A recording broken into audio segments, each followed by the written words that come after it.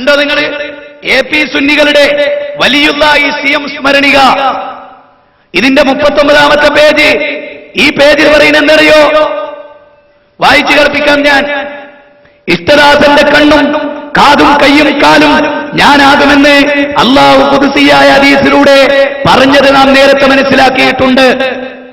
അല്ലാഹു കേൾക്കുന്നത് പോലെ കേൾക്കുകയും കാണുകയും പ്രവർത്തിക്കുകയും ചെയ്യുക എന്നതാണ് ഇതിന്റെ വിവക്ഷയെന്ന് പണ്ഡിതന്മാർ വിവരിച്ചിട്ടുണ്ട്. അല്ലേ? പണ്ഡിതന്മാർ വിവരിച്ചിട്ടുണ്ട്. സത്യത്തിൽ ഉമർ ഇബ്നു ഖത്താബ് റളിയല്ലാഹു അൻഹു പള്ളിയിലേക്ക് വരുമ്പോ മിമ്പറിന്റെ പുറത്ത് ഇരുതല മൂർച്ചയുള്ള കടാരയിൽ വിഷം പുരട്ടിയ ഒരു ശത്രു ഇരിക്കുന്നു. അത് കാണാൻ അദ്ദേഹത്തിന് സാധിച്ചുവോ? ഇല്ല. അദ്ദേഹം വന്നു, 2 റക്അത്ത് നിസ്കരിച്ചു, പിന്നെ ഫർള് നിസ്കരിക്കാണ്.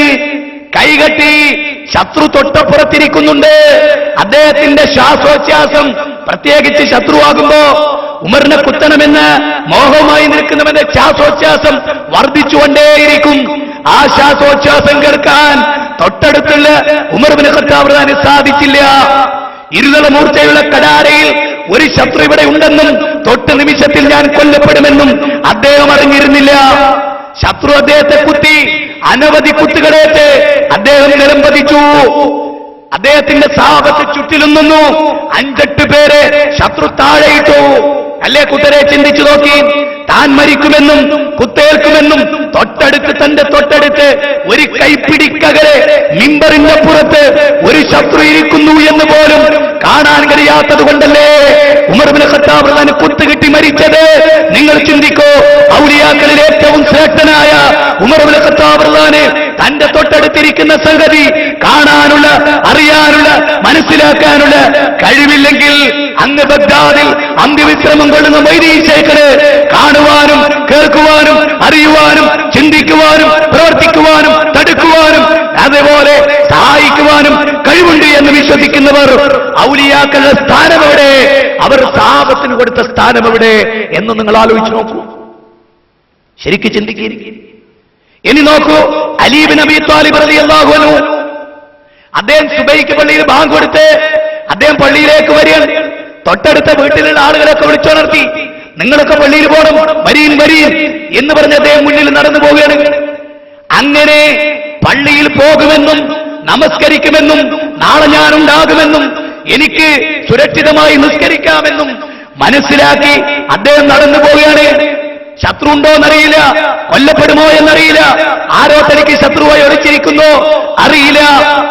ഇവിടെ അലി ഇബ്നു അബീ ത്വാലിബ് റളിയല്ലാഹു അൻഹു കൊല്ലാൻ ഒരു മണൽക്കാടിനപ്പുറത്ത് ശത്രുക്കൾ ആയുധമായി നിൽക്കുന്നു. പക്ഷേ അലിയാരെ ഞങ്ങൾക്ക് കാണാൻ കഴിഞ്ഞില്ല. വീട് വിട്ടിറങ്ങും പറയാൻ കഴിഞ്ഞില്ല, വീട് വിട്ടിറങ്ങി നടക്കും പറയാൻ കഴിഞ്ഞില്ല, കാണാൻ കഴിഞ്ഞില്ല. പിറകുവശത്തൂടെ ശത്രു വന്നത് അറിയാൻ കഴിഞ്ഞില്ല. ശത്രുവിന്റെ വെട്ടേറ്റ് നിലംപതിക്കുകയാണ് മഹാനായ അലി ഇബ്നു അബീ ത്വാലിബ് റളിയല്ലാഹു അൻഹു.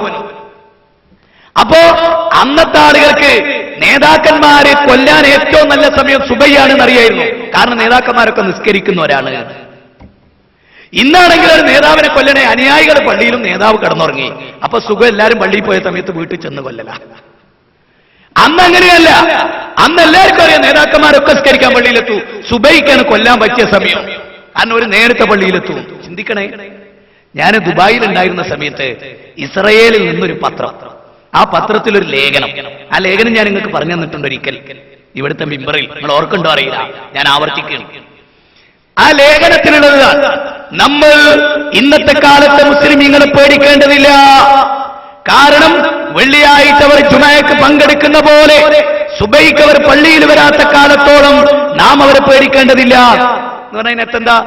ജുമഅക്ക് പള്ളിയിൽ കൂടാൻ പറ്റുന്നതിനേക്കാൾ ഒരു നാട്ടുകാർക്ക് ഏറ്റവും നല്ല സമയത സുബൈ. കാരണം എല്ലാവരും വീട്ടിലുണ്ടാവും. സുബൈ കഴിഞ്ഞിട്ട് എല്ലാവരും അങ്ങോട്ടും ഇങ്ങോട്ടും പോവുക. നേരെ മറിച്ച് ഇശാക്ക് ഉണ്ടായിക്കൊള്ളുന്നില്ല. ഇപ്പൊ ഉള്ളാളത്തുള്ള ചിലരെങ്കിലും വളരെ ദൂരെ ജോലി ചെയ്യുന്നവരുണ്ടാവില്ലേ, അവർക്ക് ഉള്ളാളം പള്ളിയിൽ വെള്ളിയാഴ്ച പങ്കെടുക്കാൻ പറ്റുമോ? പക്ഷേ സുബൈക്ക് അവരിവിടെ ഉണ്ടാവും, സുബൈക്ക് അവർക്ക് പങ്കെടുക്കാം. അപ്പൊ യഹൂദ മനസ്സിലാക്കി, മുസ്ലിങ്ങളെ തോൽപ്പിക്കണമെങ്കിൽ, മുസ്ലിങ്ങൾ തോൽക്കാതിരിക്കണമെങ്കിൽ ഒരു സുബൈ കൃത്യം നിസ്കരിക്കുന്നവരായിരിക്കണോ? കാരണം എന്താ? ഏറ്റവും വലിയ പിശാച് ബാധിക്കുന്ന സമയം ഉറക്ക്. ആ ഉറക്കിനെ കീഴ്പ്പെടുത്താൻ അവർക്ക് കഴിയെങ്കിൽ, ആ ഉറക്ക് അവർക്കൊരു പ്രശ്നമല്ലെങ്കിൽ പിന്നെ ശത്രുവിന്റെ വരവ് അവർക്കൊരു പ്രശ്നമാവില്ല.